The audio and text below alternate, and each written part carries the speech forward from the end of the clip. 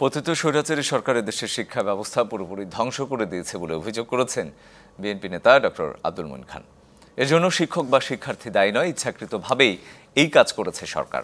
ঢাকা বিশ্ববিদ্যালয়ের সাজাদল আয়োজিত সাবেক প্রেসিডেন্ট শহীদ জিয়াউর রহমানের ৪০তম শাহাদাত বার্ষিকী উপলক্ষে সেমিনারে এসব কথাই বলেন বিএনপির স্থায়ী কমিটির সদস্য ডক্টর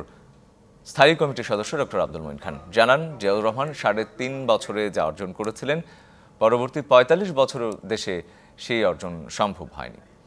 অনুষ্ঠানে বিএনপির আরেক নেতা রুহুল কবির রিজভী বলেন, দেশকে এগিয়ে নিতে জিয়াউর রহমানের গণমুখী উৎপাদনমুখী শিক্ষা ব্যবস্থা দরকার। পাশাপাশি স্বাধীন পররাষ্ট্র নীতি সহ দেশের অগ্রগতির জন্য সাবেক রাষ্ট্রপতিকে অনুসরণ করতে সবার প্রতি আহ্বান জানান। জিয়াউর রহমান যেটা বলেছেন ওটি যদি আমরা উপলব্ধি করি এবং ওইভাবে যদি আমরা রাষ্ট্রীয় পলিসি আমরা নির্ধারণ করি, তাহলে সত্যিকার অর্থেই আমরা প্রোডাক্টিভ কিছু পাবো। এর জন্য কে দায়ী? এর জন্য তো শিক্ষক বা ছাত্ররা দায়ী নয়। এই জন্য দায়ী সেই সরকার যারা বিগত ১৫ বছরে শিক্ষা ব্যবস্থাকে সম্পূর্ণ ধ্বংস, ইচ্ছে করে শিক্ষা ব্যবস্থাকে ধ্বংস করা হয়েছে।